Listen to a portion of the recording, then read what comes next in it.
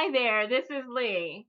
And I was trying to calculate the ballot lines that the Green Party maintained this past election.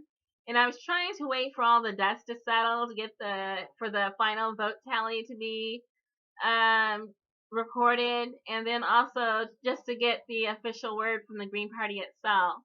And so that's come, and it looks like the Green Party has maintained its ballot lines in California, Colorado, Connecticut, Delaware, D.C., Florida, Hawaii, Los Angeles, Maine, Maryland, Michigan, Mississippi, Missouri, New Mexico, New York, Oregon, Pennsylvania, South Carolina, Vermont, West Virginia, and Wisconsin. In these states, it will not be necessary to do a ballot access petition for 2018, the midterm elections. This is when 435 House seats come open, about 30-ish Senate seats come open for contest, and then 30-something governorships are available for contest. So many job openings to compete for, to interview for, and compete for, and to contest in 2018. It's a great idea to start researching your district if you are in these states that I just called off. You can definitely begin by researching the Secretary of State's website to find out how to launch your campaign for 2018. As I said before, if you can fill out a financial aid form, if you can file your taxes, if you can fill out a job application, if you can fill out a lease agreement, you should be able to complete this work. And most people over 18 have done one of those things, so you should be able to complete the paperwork.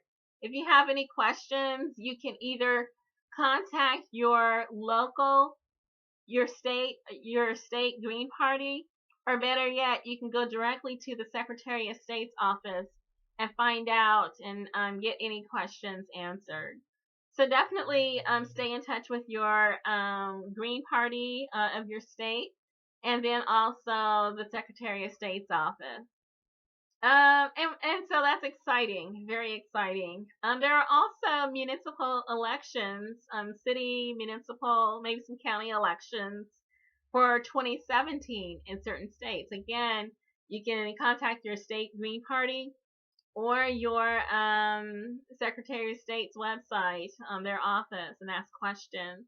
I'm saying that now because many times these deadlines go by pretty quickly. Sometimes it takes a filing a year in advance or months in advance.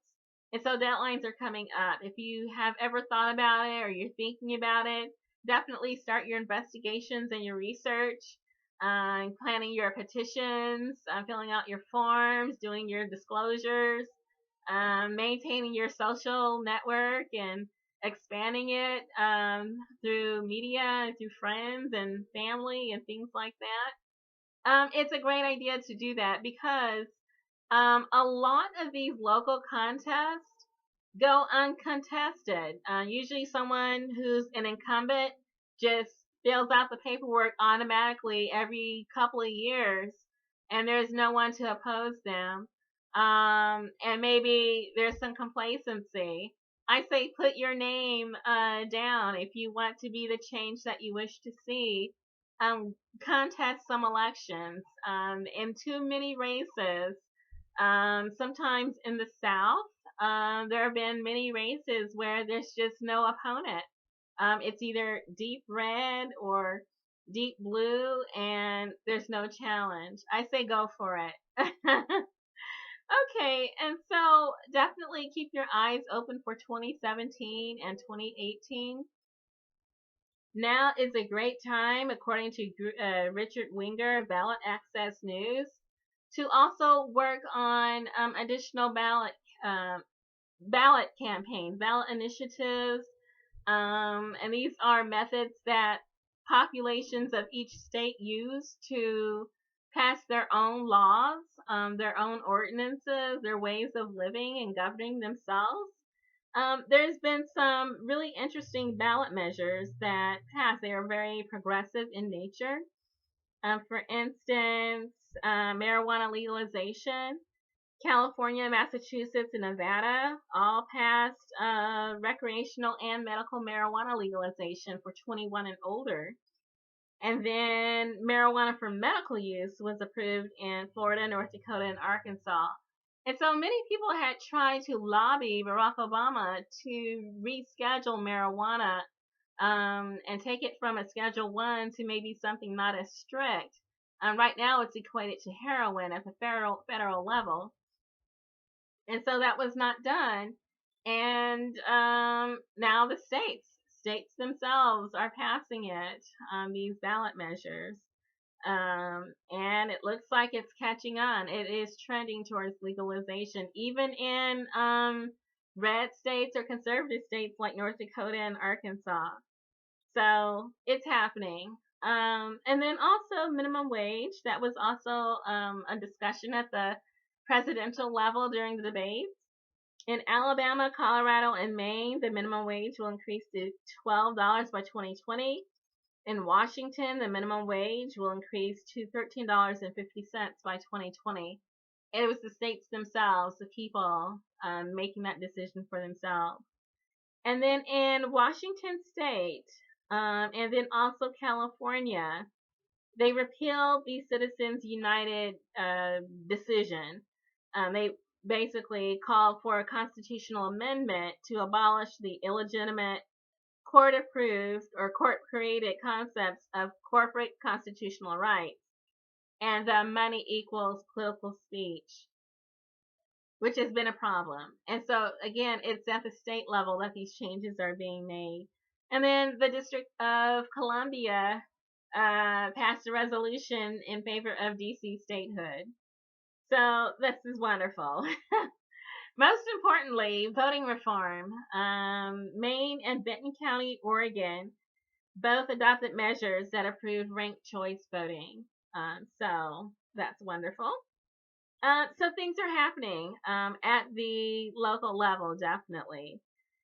If you are interested at all in seeing additional voting reform in your state, now is the time, definitely, to either lobby your state legislator or to actually start your own ballot initiative, petition, and campaign. You can go to your state Secretary of State office and your website, and they should have forms there or some sort of explanation of how it's done in your particular state. Each state is different.